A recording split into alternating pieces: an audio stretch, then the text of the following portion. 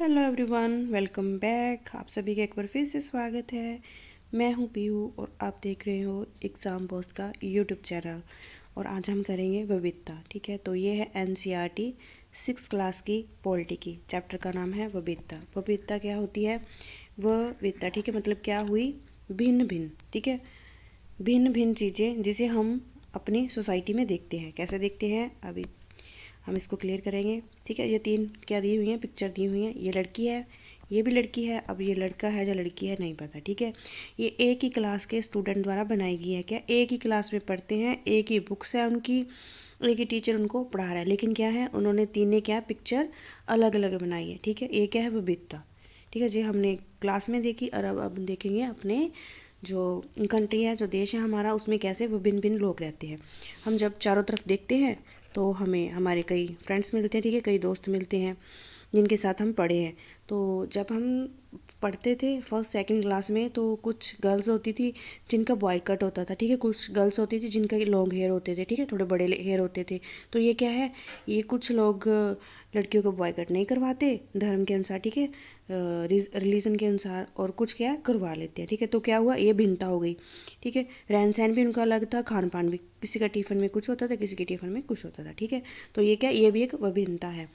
और आगे हम पढ़ेंगे, न केवल अलग अलग दिखते हैं, लेकिन हम एक दूसरे से क्या दिखते हैं, अलग अलग दिखते हैं। ठीक है, हमारा फेस अलग है, हमारी नोज़, ईयर, ठीक है, स्ट्रक्चर एक जैसा ही है, लेकिन जो दिखने में हम अलग अलग दिखते हैं। ठीक है, तो उन्होंने क्या, न केवल अलग दिखते हैं, ठीक है, अलग अलग क्षेत्र से भी आते हैं। ठीक है, जैसे कोई हरियाणा, पंजाब, राजस्थान, यूपी, बिहार, केरला, ठीक है, इन सब से भी आता है। ठीक है, कर्नाटक हो गया, सब किनके क्या आते हैं, अलग अलग रीजन से आते हैं, अलग अलग क्षेत्र से आते हैं। ठीक है, धर्म, रहन सहन, खान पान, भाषा, त्यौहार, ठीक है, फेस्टिवल अलग है, लैंग्वेज अलग है, खान पान अलग है, सबके अलग अलग हैं। ठीक है, ये विभिन्नता हमारे जीवन में कई तरह से रोमांचक और समृद्ध बनाती हैं। कैसे बनाती हैं? इन विभिन्नताओं के कारण भारत में विभिन्नता है। भारत में बहुत सारे रिलीजन हैं, बहुत सारे लोग रहते हैं, उनके अलग अलग रीति रिवाज हैं। ठीक है, अलग अलग रिचुअल्स हैं, अलग अलग कल्चर है। विभिन्नता क्या है? विभिन्नता या अनेकता हमारे देश को किस तरह से बेहतर बनाती है। भारत इतनी विभिन्नताओं वाला देश कैसे बना, ये भी हम देखेंगे। इस तरह की विभिन्नताएं का भी, बहुत सारी विभिन्नताएं इंडिया में हैं। ठीक है, हमारी कंट्री में है। अब देखेंगे हम, जिस तरह से हमारी चित्रकारी विभिन्न है, मैंने बताया ना, ये तीनों चित्र डिफरेंट है। एक ही क्लास में एक ही सेम एज, थोड़ा बहुत फ़र्क होगा, सेम एज के स्टूडेंट द्वारा बनाई गई, एक ही टीचर द्वारा पढ़ाए गए स्टूडेंट द्वारा बनाई गई ये पिक्चर्स हैं, लेकिन क्या है, डिफरेंट है। वैसे ही हमारा देश भी डिफरेंट है, खान पीन, रहन सहन, विभिन्नता है। ठीक है, विभिन्नता की परिभाषा अगर पूछी जाए तो ये है। ठीक है, एनसीईआरटी में ये दी गई है। मैं एक बार आपको रीड करके बताती हूँ। जिस तरह से ये चित्रकारी भिन्न है, उसी तरह से हमारे देश में रूप, रंग, खान पान आदि में भी विभिन्नता है। ठीक है, तो डेफिनेशन लिखनी हो तो ये लिख लेना। ठीक है, न केवल अलग अलग दिखते हैं, लेकिन रहन सहन, खान पीन आदि त्योहार भिन्न है। ये हमारे देश के जीवन को अधिक समृद्ध और रोमांचक बनाती है। ठीक है, चलिए, कई बार ऐसे बिल्कुल डेफिनेशन भी पूछ ली जाती है। अब है, जो जनपद में भीड़ भाड़ वाले चौराहे की लाल बत्ती पर अखबार बेचता था, इसमें एक स्टोरी है, वो हम पढ़ती हैं। ठीक है, वो मैं पढ़ रही हूँ। ये यहाँ से शुरू होती है शायद। ठीक है, यहाँ से शुरू होती है।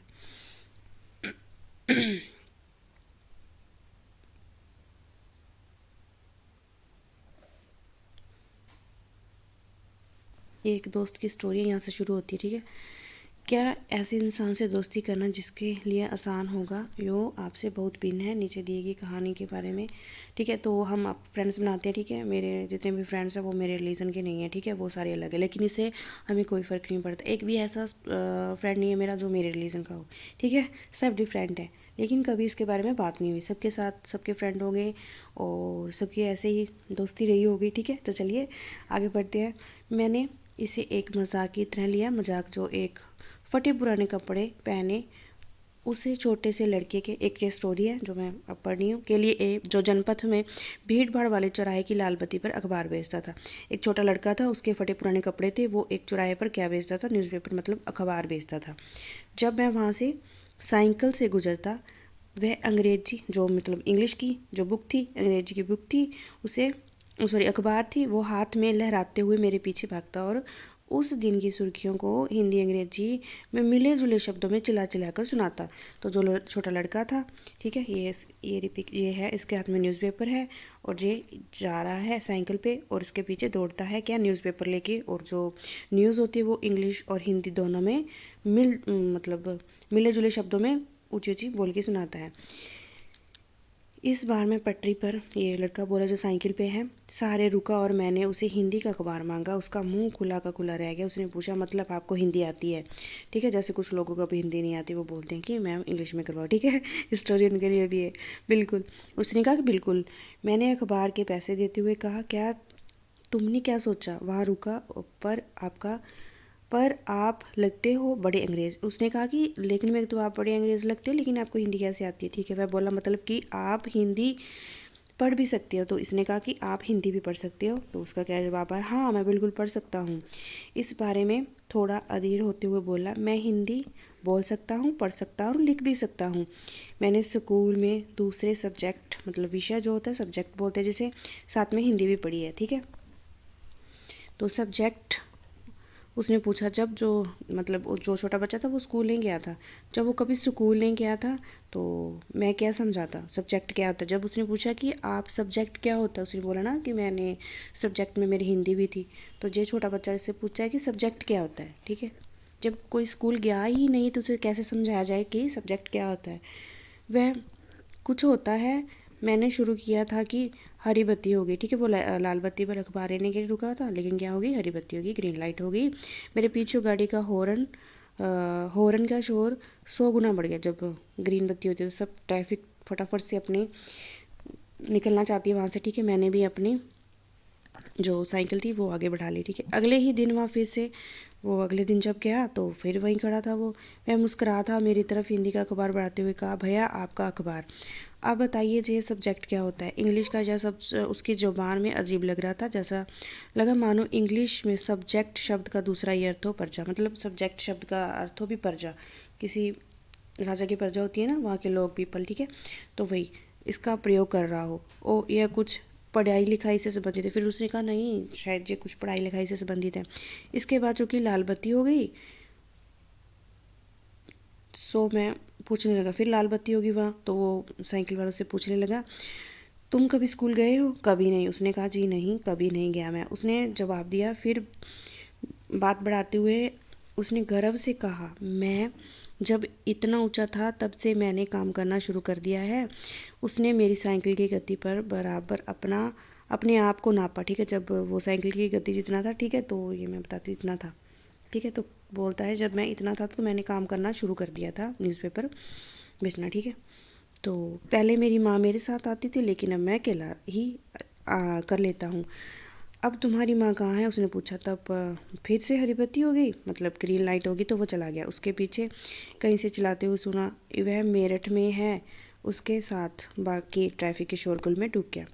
तो नेक्स्ट डे फिर, ठीक है, आया तो मेरा नाम समीर है।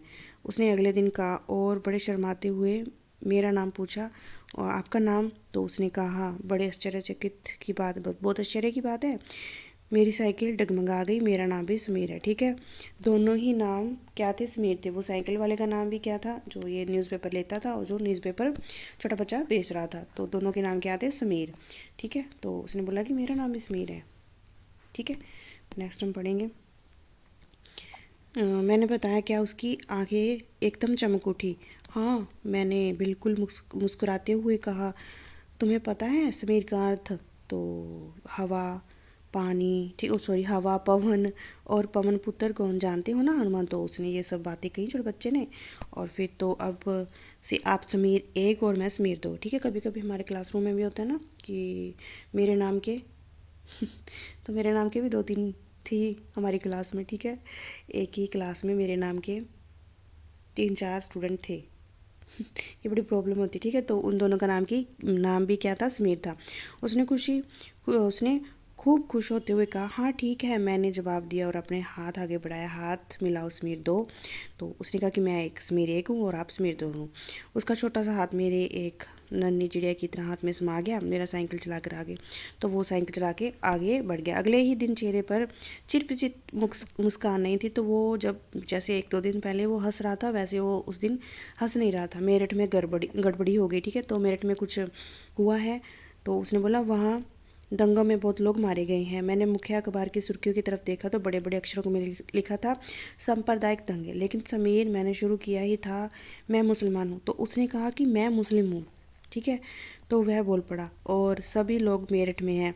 उसकी आंखें भर आई। तब मैंने उसके कंधे पर हाथ रखा और उसने नज़र ऊपर नहीं उठाई। उसने कहा कि मैं मुस्लिम हूँ और मेरठ में बहुत दंगे हो रहे हैं और न्यूज़ आई कि बहुत सारे लोग वहाँ मारे गए हैं। मेरी माँ भी कहाँ रहती है, मेरठ में रहती है, ठीक है। तो फिर जब उसने कंधे पे हाथ रखा तो उसने, छोटे बच्चे ने जो न्यूज़पेपर सेल करता था, उसने क्या नहीं उठाई, अपनी नज़रें नहीं उठाई। अगले ही दिन चौराहे पर नहीं था। तो नेक्स्ट डे वो गया। तो उसका रूटीन वही था ना, जाना साइकिल चलाने का। तो वो नेक्स्ट दिन वहाँ नहीं था छोटा बच्चा, जो समीर 2 था, ठीक है। उसने न उसके अगले दिन वहाँ वो अगले दिन ना ही वो दिखा, ना फिर कभी दिखा, ठीक है। ना ही वह दिखा और ना ही आगे कभी, वो कभी नहीं वहाँ दिखा उस चौराहे पर। अंग्रेजी या हिंदी का कोई अखबार मुझे नहीं बता सका कि यह समीर 2 आखिर कहाँ गया। उसने कहा, समीर जो था, जो साइकिल वाला समीर था, उसने कहा कि आज तक मुझे ये कभी पता नहीं चला कि वो समीर कहाँ चला गया। ना ही कोई अखबार या न्यूज़पेपर मुझे बता सका कि भाई वो समीर कहाँ चला गया। ये स्टोरी है सेनगुप्त की, ठीक है, जो एनसीईआरटी में है। जसमीर एक और अंग्रेजी ज़्यादा अच्छे से जानता था और दूसरा हिंदी, ठीक है। एक क्या था, इंग्लिश बहुत अच्छे से जानता था, दूसरा हिंदी। हालांकि दोनों भाषा अलग अलग थी, फिर भी एक दूसरे से बात कर पा रहे थे, ठीक है। मेरे साथ भी ऐसा होता है कभी आप लोगों से बात करते करते थोड़ी मेरी लैंग्वेज अलग है, जिस रीजन में मैं रहती हूँ, ठीक है, आपकी अलग है, ठीक है। तो हो जाता है कभी कभी एक दूसरे के साथ, तो बट समझ आती है एक दूसरे की, ठीक है। तो उन्होंने इसके लिए प्रयास किया क्योंकि वह उनके लिए बात करना महत्वपूर्ण था। समीर 1 और समीर 2 की धर्म व संस्कृति पृष्ठभूमि भी अलग थी। जहाँ समीर एक हिंदू था, वहीं समीर दूसरा क्या था, मुसलमान था। दोनों की दोस्ती हुई क्योंकि दोनों दोस्ती करना चाहते थे। खान पान, पहरावा, धर्म, भाषा आदि के विभिन्नता के पहलू, मतलब ये विभिन्नता के पहलू ठीक थे, लेकिन फिर भी वो दोस्ती करना चाहते थे। यह विविधिक धार्मिक सांस्कृतिक पृष्ठभूमियों के अलावा समीर 1 और समीर 2 कई अन्य मामलों में एक दूसरे से अलग थे। उदाहरण के लिए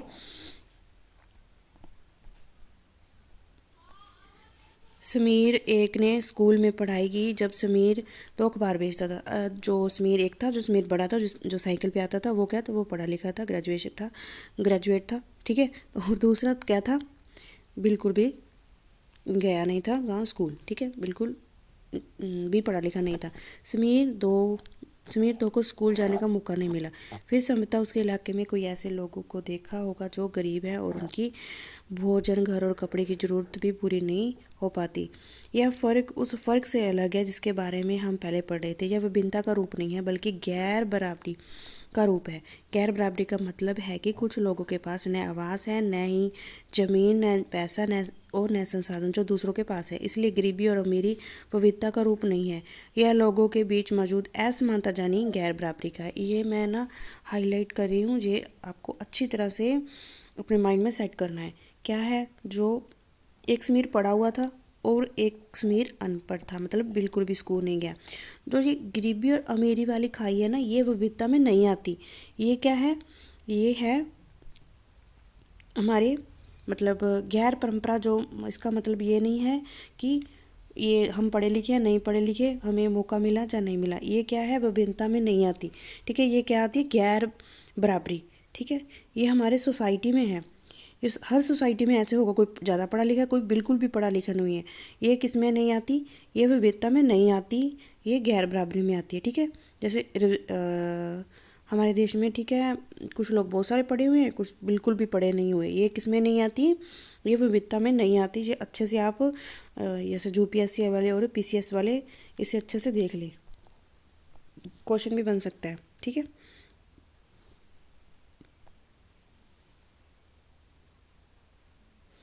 नेक्स्ट हम पढ़ेंगे, ये क्या है, ये असमानता है यानी गैर बराबरी। इसे हम क्या बोलेंगे, असमानता, ठीक है। नेक्स्ट पढ़ेंगे हम अब जाति व्यवस्था। असमानता एक और उदाहरण है जिसे व्यवस्था में समाज को अलग अलग समूह में बांट रखा है। इस बंटवारे का आधार है कि लोग किस किस किस तरह का काम करते हैं, जो जिस जाति में पैदा हुए हैं वह उसे बदल नहीं सकते। उदाहरण के लिए अब देखते हैं ये भी क्या उदाहरण है। अगर आप कुम्हार के घर पैदा होते हैं तो आप कुम्हार जाति के हुए, ठीक है। आप बस वही बन सकते हैं। कोई व्यक्ति जात से जुड़ा अपना पेशा नहीं बदल सकता, इसलिए उस ज्ञान के अलावा किसी अन्य ज्ञान को हासिल करना जरूरी नहीं समझा जाता था, ठीक है। लेकिन अब नहीं है, पुराने ज़माने में तो यही था ना। उसे गैर बराबरी पैदा हुई। क्या हुई? जब कुम्हार का बेटा बड़ा होकर नहीं पढ़ पाया तो वो पढ़ना चाह रहा था, उसके पास है भी था कि वो पढ़ के कुछ बन सकता है, ठीक है। तो लेकिन क्या हुआ, वो गैर बराबरी मतलब गैर बराबरी हो गई, लेकिन उसे पढ़ने दिया ही नहीं गया। उसने कहा कि तुम्हारी जात कुम्हार है, तुम सिर्फ मटके बनाओगे, तुम नहीं पढ़ोगे, ठीक है। इसके साथ साथ ये खाई बढ़ती गई, ठीक है। गरीबी वाली खाई बढ़ती गई और अब ज़्यादा बढ़ गई है, ठीक है। नेक्स्ट है, विभिन्नता हमारे देश को कैसे समृद्ध करती है। अब ये समृद्ध भी करती है, अब कैसे करती है देखते हैं। क्या बोलती है एनसीईआरटी?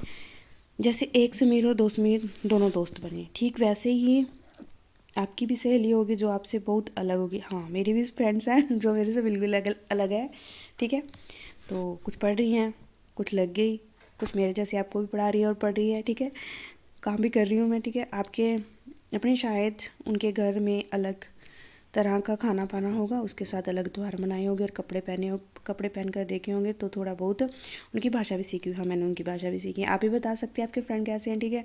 तो वो अलग हैं और मेरा रहन सहन खान पान बिल्कुल अलग है और उनका बिल्कुल अलग है, ठीक है। तो नेक्स्ट हम देखेंगे, एक अच्छी कहानी पढ़ने से हमें हमेशा खुशी मिलती है। उसको पढ़कर और ज़्यादा कहानियाँ बनाने के लिए नए नए विचार मिलते हैं। जो लोग कहानियाँ लिखते हैं वह स्रोत, बुक, वास्तविक जीवन और काल्पनिक से प्रेरणा होते हैं। ज़्यादा एक कहानी जो होती है ना वो काल्पनिक होती हैं, ठीक है। नेक्स्ट है, अच्छी लगी होगी आपको कहानी एनसीईआरटी की। और कुछ लोग जंगल के नज़दीक रहते हैं, तो ठीक है, सबके अपना अपना थॉट होता है, अपने अपने विचार होते हैं, ठीक है। तो वो थिंकिंग होती है। कुछ जंगल की कहानियाँ लिखते हैं, कुछ बहुत ड्रावनी सी कहानियाँ लिखते हैं, ठीक है। तो जो कुछ लोग जंगल के नज़दीक रहते हैं और जंगल की दोस्ती व लड़ाइयों के बारे में कहानियाँ सुनते हैं, और अन्य लोग राजा रानियाँ, ठीक है, जो पुराने ज़माने के किस्से हैं वो सुनते हैं। कुछ ने अपने बचपन की यादों में गोते लगाते स्कूल की मधुर यादों को सुनकर बहुत सारी कहानियाँ लिखी हैं। कल्पना कीजिए कि जो कहानियाँ आपने सुनी या पढ़ी हैं वो कहानीकार या कहानी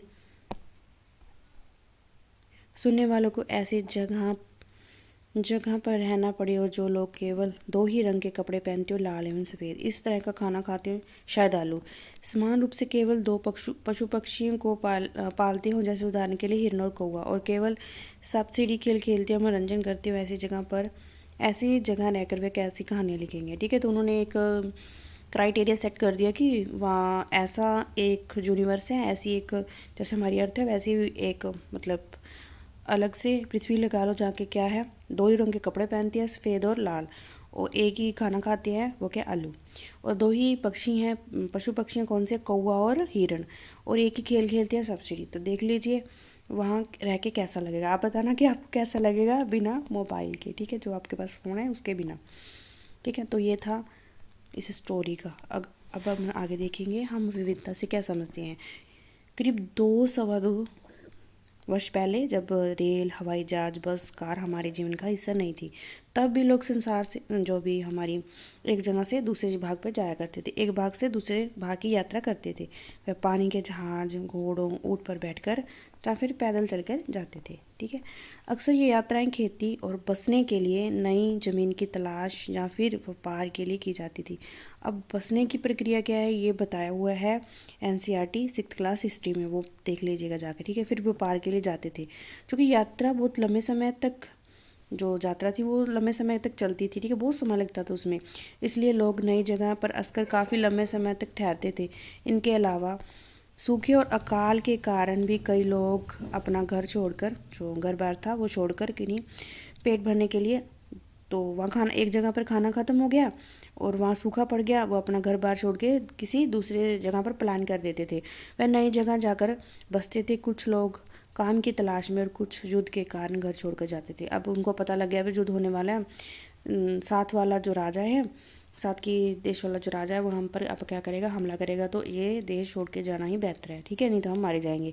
कुछ लोग अकाल पड़ गया, पानी ख़त्म हो गया, वहाँ फसल नहीं हुई, वो मांस खाते थे, ठीक है, तो वो भी वहाँ ख़त्म हो गया। चारगाह खत्म, मतलब जो अपने पालतू पशु रखते थे उनके लिए जो वो चारगाह थे, वो घास था वो भी ख़त्म हो गया।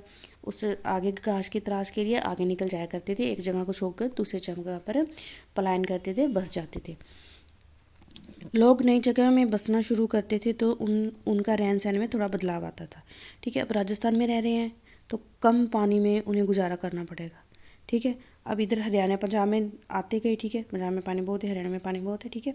किन इलाकों में नहीं है लेकिन वो है, बहुत ज़्यादा है जहाँ, ठीक है। तो वो पानी से अपनी खेती करेंगे, पानी से पशुपालन करेंगे, मच्छी पालन करेंगे, खाएंगे पिएंगे, ठीक है।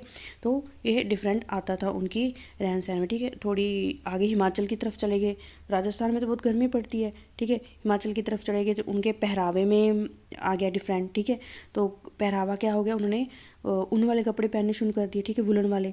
तो अब खाने में क्या आ गया, या गर्मी पड़ती थी या थोड़ा ठंडे तरीके का खाना खाते थे, ठीक है। तो वहाँ क्या थोड़ा जैसे आमन, मतलब क्या बोलते हैं, बादाम हो गए, ठीक है। तो ये सब खाना शुरू कर दिया उन्होंने। तो ये फ़र्क आता है, ठीक है, एक देश से छोड़ के जाके दूसरे देश में बसने का, ठीक है। वहाँ का एटमॉस्फेयर, मतलब वातावरण, वो भी इफ़ेक्ट करता है, कल्चर भी इफ़ेक्ट करता है, ठीक है। अब सभी लोग मतलब मैं एक एग्जांपल दूँ, सभी लोग ने साड़ी पहनी हुई है, एक बीच में जीन टॉप पहन रखा है, तो वो थोड़ा अलग लगेगा ना, उसको भी लगेगा भी सब ने ये पहन रखा है, मैं भी ये पहनूँ, ठीक है। ऐसा भी होता है, ये होता है पहरावा, ठीक है। जिसने जैसा पहरावा पहन रखा है वैसा ही सब उसके पीछे भागेंगे। ये मुझे ज़्यादा बताने की ज़रूरत नहीं है, आप सब फैशन लेवल हो, ठीक है। कुछ चीज़ें जो नई जगह की, कुछ चीज़ें जो नई जगह अपना लेते, कुछ चीज़ें पुराने जो जैसे ही जो पुरानी तरह से चलती रहती है, उनके रिवाज कभी ख़त्म नहीं होते, उनके फेस्टिवल वैसे ही चलते रहते हैं, चाहे वो एक नई जगह पर जाके बस गए हैं। तो इसी तरह से उनका भोजन, ठीक है, भाषा, धर्म आदि नए और पुराने का मिश्रण हो जाता है, ठीक है। तो कुछ नए अपना लेते हैं, कुछ अपने जो कल्चर है, जो रिचुअल्स हैं वो नहीं छोड़ते। उनकी संस्कृति और नई जगह बसने संस्कृति में आदान प्रदान होता है, धीरे धीरे एक मिश्रित और मिली जुली संस्कृति उभरती है, ठीक है। तो क्या इससे समझ मिलती है, प्योर रूप में वो नहीं रह जाते, जैसे कि पुराने टाइम में कल्चर था और आज का कल्चर इसमें बहुत डिफरेंट आ चुका है। अब क्या बोल सकते हैं हम, मिली जुली संस्कृति है, ठीक है। एक दूसरे के फेस्टिवल हम सेलिब्रेट कर रहे हैं, ठीक है। और एक दूसरे के साथ रहकर हम जीना सीख रहे हैं, भाषा सीख रहे हैं, ठीक है। पहले इंग्लिश नहीं जानते लेकिन अब हम इंग्लिश सब फटाक से बोलते हैं। तो क्या हो गया, ये क्या है, मिली जुली संस्कृति है। नेक्स्ट अब हम देखेंगे, अगर अलग अलग क्षेत्रों का इतिहास देखा जाए तो हमें पता चलता है कि किस तरह से विभिन्न सांस्कृतिक प्रभावों ने वहाँ के जीवन और संस्कृति को आकार देने में योगदान किया है। इस तरह से कई क्षेत्र अपने विशिष्ट इतिहास के कारण विविधता संपन्न हो जाते हैं। तो कैसे होते हैं हम पढ़ेंगे आगे। ठीक इसी तरह से अलग अलग तरह के भौगोलिक स्थिति से किसी प्रकार सामंजस्य बैठाते हैं तो उन्हें विविधता उत्पन्न होती है। उदाहरण के लिए समुद्र के पास रहने में और पहाड़ी इलाकों में रहने में बड़ा फ़र्क है। न केवल वहाँ के लोगों के कपड़ों में और खान पान की आदतों में फ़र्क होगा, बल्कि जिस तरह का काम वह करेंगे वह भी अलग होगा। शहर में अक्सर लोग यह भूल जाते हैं कि उनके जीवन को भौतिक वातावरण से किस तरह से गहराई से जुड़ा हुआ है। जैसे ऐसा इसलिए है कि शहर में लोग विरले ही अपने सब्जी या अनाज उगाते, भी विरले मतलब बहुत कम, वह इन चीज़ों के लिए बाज़ार पर ही निर्भर करते हैं, ठीक है। और विलेजेस में तो हर घर में आपको सब्ज़ी लगी मिल जाएगी, ठीक है। शहर में ऐसा नहीं होता क्योंकि वहाँ थोड़ी जगह भी कम होती है। गांव में तो बहुत बड़े बड़े घर होते हैं और बहुत सारी जगह होती है, ठीक है। आइए देखते हैं हम, भारत में दो भाग है, जैसे लद्दाख, इन्होंने दो भाग लिए हैं, लद्दाख और केरल, ठीक है। उदाहरण के लिए यह समझाने की कोशिश करेंगे कि किस क्षेत्र में विभिन्नता पर ऐतिहासिक और भौगोलिक, अब देखेंगे कि हिस्टोरिकल और ज्योग्राफिकल कैसे इफेक्ट पड़ते हैं एक स्थान के दूसरे स्थान पर, लद्दाख या केरल, ठीक है। तो अब देखेंगे, ये रहा भाई जी रेगिस्तान, ठीक है। ये अब पढ़ेंगे लद्दाख, ठीक है। ये रेगिस्तानी इलाका है, ऊंची पहाड़ियों वाला। ये कहाँ का, लद्दाख का ये है पूरी इसकी पिक्चर, ठीक है। अब देखें जम्मू कश्मीर, लद्दाख जम्मू और कश्मीर में पूर्व पहाड़ी में बसना एक रेगिस्तान इलाका है जहाँ पर बिल्कुल ही कम खेती संभव है क्योंकि इस इलाके में बारिश बिल्कुल नहीं होती। ये इलाका हर वर्ष काफ़ी लंबे समय तक बर्फ़ से ढका रहता है। क्या होती है, यहाँ पे बर्फ़ पड़ती है और ये क्या रहता है, ढका रहता है। इस क्षेत्र में बहुत ही कम पेड़ उग पाते हैं। पानी पीने के लिए पानी लोग गर्मियों के महीने में पिघलने वाली बर्फ़ पर निर्भर रहते हैं। जो पीने का पानी है वो भी क्या है, बर्फ़ पर निर्भर रहते हैं।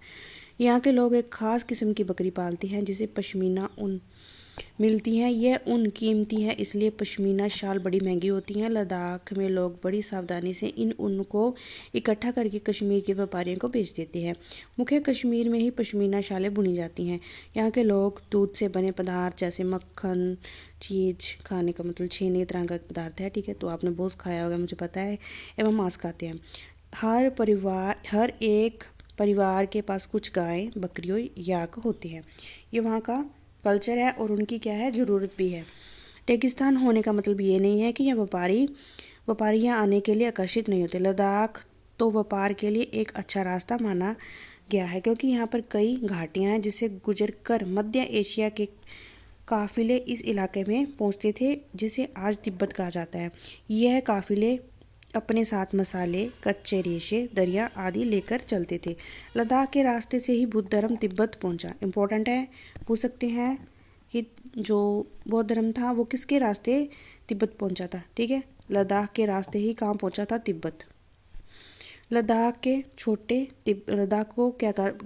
छोटा तिब्बत भी कहा जाता है। क्वेश्चन आ सकता है छोटा तिब्बत किसे बोलते हैं, तो वो बता देना फटाक से, किसे बोलते हैं, तिब्बत, छोटा लद्दाख को। करीबन 400 साल पहले यहाँ पर लोगों का इस्लामिक धर्म का परिचय हुआ। अब देखो भी ये बोलते हैं कि एनसीईआरटी बोलती है कि जो इस्लाम धर्म का भी परिचय कहाँ हुआ था, लद्दाख से, ठीक है। यहाँ अब अच्छी खासी संख्या में मुसलमान रहते हैं। जो मुस्लिम कम्युनिटी है वो कहाँ पे रहती है, लद्दाख में भी अच्छी खासी रहती है, ठीक है।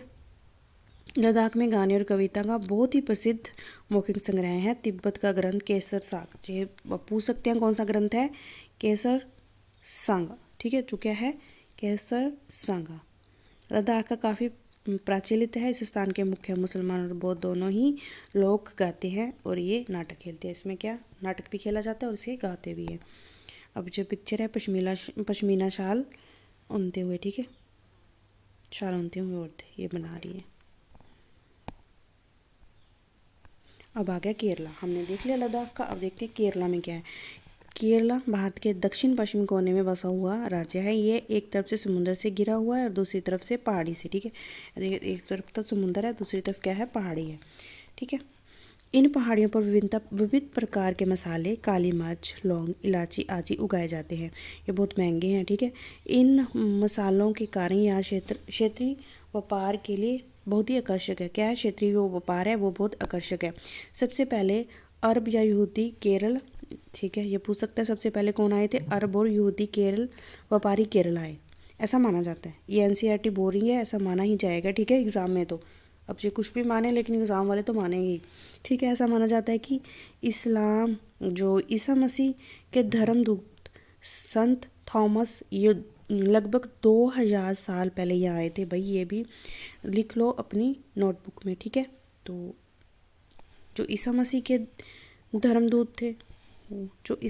धर्मदूत थे वो भी कहाँ आए थे, केरला। थॉमस, ठीक है, जो थे संत थॉमस। चलो नेक्स्ट है, भारत में इस्लाम धर्म का श्रेय इन्हें जाता है। जो इस्लामिक धर्म है तो इनका श्रेय इंडिया में लाने के लिए इन्हें जाता है। अरब से कई व्यापारी यहाँ आकर बसे, तो अरब से भी बहुत सारे व्यापारी यहाँ पर आके बस गए। इब्न बतूता ने जो करीब 700 साल पहले यहाँ आए थे, तो उसने अपने यात्रा वृत्तांत में मुसलमानों के जीवन के बारे में भी क्या किया है, विवरण किया है। मुसलमान समुदाय की भी यहाँ बड़ी इज्जत थी। तो जो इब्न बतूता आए थे उन्होंने लिखा भी, जहाँ पहले से मुसलमान रह रहे थे उनके समुदाय की यहाँ बहुत इज्जत थी। नेक्स्ट है वास्को डी गामा। तो ये तो पूछो ही ना इनका, तो ये कब आए थे ये भी बता देना, ठीक है। वास्को डी गामा कब आए थे इंडिया में, ठीक है। तो उन्होंने बोलते हैं कि उन्होंने वास्को डी गामा ने इंडिया का रास्ता खोजा, ठीक है। तो मतलब ये है कि उन्होंने पानी से आते हैं वो समुद्री इलाका, ठीक है, ऐसे नहीं, ये पता ही नहीं था दुनिया को भी इंडिया कहाँ बस रहा है, समुंदर का रास्ता खोजा था, ठीक है। ये याद रख लेना। पुर्तगालियों ने यूरोप से भारत तक का समुंदर का रास्ता, वो भी कहाँ से, पुर्तगाल से, ठीक है। पुर्तगाल से यूरोपियों ने क्या खोजा था, समुंदर का रास्ता। वास्को डी गामा जो था अंकल उन्होंने, ठीक है। ये भी बता देना वो कब आया इंडिया, कब खोजा ये रास्ता। इन सभी ऐतिहासिक प्रभावों के कारण केरला के लोग धर्म का पालन करते हैं। यहूदी, ईसाई, हिंदू एवं बौद्ध भी शामिल हैं। चीन के व्यापारी भी केरल आए। यहाँ पर मछली पकड़ने के लिए जो जाल इस्तेमाल किया जाता है वो चीनी जाल से हूबहू मिलता है। तो उस जाल का क्या नाम है, उसे कहते हैं चीना वाला। क्या बोलते हैं? चीना वाला। ठीक है, ये याद रखना, पूछ सकता है, कुछ भी एग्जाम में आजकल पूछ रहे हैं। तलने के लिए जो बर्तन इस्तेमाल, जो फिश को फ्राई करते हैं, ठीक है, उसके लिए जो जो बर्तन इस्तेमाल होता है वो भी मिलता जुलता है किससे? चीना चट्टी। ठीक है, जो चीना चट्टी बोलते हैं वहाँ पे, वो चीनी शब्द से बना हुआ है, जो इशारा करता है कि ये इसकी उत्पत्ति कहाँ हुई थी? चीन में हुई थी। मछली पकड़ने वाला जाल और क्या? चीना चट्टी। ठीक है, तो वो जो फिश फ्राई करने वाला जो बर्तन है वो भी कहाँ का हूबहू मिलता है? चीन से। चीन का और केरला का। ठीक है, लोग यहाँ पे आया थी। केरला की उपजाऊ जमीन और जलवायु चावल की खेती के लिए महत्वपूर्ण और उपयुक्त है। यहाँ के अधिकतर लोग मछली, सब्जी और चावल खाते हैं। ठीक है, मछली, सब्जी और चावल खाते हैं। ये एक फेस्टिवल है, आपको बताना कौन सा है। ठीक है, ये एक केरला का फेस्टिवल है। अब आपको बताना है कि कौन सा फेस्टिवल है। यहाँ केरला और लद्दाख की भौगोलिक स्थितियाँ एक दूसरे से बिल्कुल भिन्न हैं। वहीं हम यह भी देखते हैं कि दोनों क्षेत्रों का इतिहास एक ही प्रकार के संस्कृति प्रभाव है। दोनों ही क्षेत्रों में चीन, अरब से आने वाले व्यापारियों का भी प्रभाव है। दोनों क्षेत्रों में क्या है? क्या प्रभाव है? व्यापारियों का प्रभाव है। चीन और केरला और लद्दाख में, केरला में किसका ज़्यादा प्रभाव है? चीनियों का। ठीक है, तो लद्दाख में क्या आए थे? लद्दाख में किसका प्रभाव है? लद्दाख में भी है प्रभाव उनका बौद्ध का। ठीक है, तिब्बत और इस्लाम। ठीक है, इस्लाम धर्म का केरला में भी है, लेकिन ज़्यादा किनका है? चीन का। ठीक है, चलिए आगे पढ़ते हैं हम। अब यहाँ केरला के भौतिक स्थिति में जो मसाले की खेती संभव, जो केरला में क्या होती है? मसालों की खेती होती है। वहाँ लद्दाख में विशेषकर जो व्यापारी का खिंचाव है। ठीक है, इस तरह से पता चलता है कि क्षेत्र की संस्कृति जीवन के इतिहास में भूगोल से प्रायः गहरा रिश्ता है। जैसा वातावरण वैसे ही इंसान।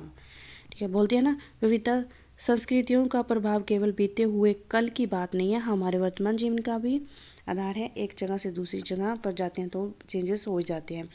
हर एक कदम के साथ हमारी संस्कृति, रीति रिवाज, जीने का तरीका धीरे धीरे एक क्षेत्र का हिस्सा बन जाता है। ठीक है, तो हम एक सिटी से दूसरी सिटी जाए ना, तब भी बहुत सारा कुछ बदल जाता है। थोड़ी लैंग्वेज चेंज हो जाती है, थोड़े जो रिचुअल्स है, रीति रिवाज है, वो भी चेंज हो जाते हैं। यहाँ हम पहुँचते हैं। ठीक इसी तरह से अपने पड़ोसियों में अलग अलग समुदाय के लोग रहते हैं, जो रोज़मर्रा के जीवन में हमें मिलजुल कर काम करते हैं, एक दूसरे के रीति रिवाज और परंपरा में घुल मिल जाते हैं। विविधता में एकता। अब विभिन्नता में एकता कैसे है? भारत में विविधता या एकता की इसकी ताकत का स्रोत माना जाता है। जब अंग्रेजों ने भारत पर राज किया था तो विविधता, धर्म, जाति, क्षेत्र और महिलाओं और पुरुषों ने अंग्रेजों के खिलाफ मिलकर लड़ाई लड़ी। भारत के स्वतंत्रता संग्राम अलग अलग जो पेशे के लोग थे, ठीक है, शामिल थे। उन्हें एकजुट होकर आंदोलन किया, इकट्ठे जेल गए, अंग्रेजों का अलग अलग तरीक़ों से विरोध किया। अंग्रेजों ने सोचा था कि वह भारत के लोगों में फूट डाल सकते हैं, क्योंकि इसमें काफ़ी विविधताएं हैं और इस तरह से उस पर राज चला सकते हैं। मगर लोगों ने दिखा दिया कि एक दूसरे से चाहे कितना भी भिन्न हो, अंग्रेज़ों के खिलाफ लड़ाई लड़ने वाली। ठीक है, तो लड़ाई से तो आपको पता ही, ठीक है, इसमें ज़्यादा कुछ बताने वाला है नहीं। ठीक है, ये कविता है। तो ये है हमारी जो स्वतंत्रता दिवस के अवसर पर भाषण देते हुए पंडित नेहरू। ठीक है, तो ये नेहरू भाषण दे रहे हैं। नेहरू जी भाषण दे रहे हैं कब? स्वतंत्रता दिवस पर। एक पिक है। यह गीत जो ऊपर लिखा वो जलियांवाला बाग हत्याकांड के बाद लिखा गया था। इस हत्याकांड में एक ब्रिटिश जर्नल था। उसने क्या था? शांतिप्रिय निहत्थे लोगों पर शरेआम गोलियां चलवा दी, जो बाग में इकट्ठे होकर सभा कर रहे थे। महिला, पुरुष, हिंदू, मुस्लिम एवं सिख, कितने सारे लोग मारे गए, जो अंग्रेजों की पक्षपात नीति थी उनके विरोध कर रहे थे। उसमें से बहुत लोगों की जानें गई और इससे भी ज़्यादा घायल हुए। यह गीत उन्हीं शहीदों की याद में वो ऊपर लिखा हुआ है। ठीक है, स्वतंत्रता संग्राम के दौरान उभरे गीत, चिन्ह, विविधता, हमारे प्रति हमारे विश्वास बनाए रखता है कि भारतीय झंडे की कहानी, ठीक है, जो भारतीय झंडे की कहानी क्या है, ठीक है, इन्होंने कितने सारे लोगों ने अपनी शहादतें दी। स्वतंत्रता संग्राम के दौरान ही भारत के झंडे की परिकल्पना की गई।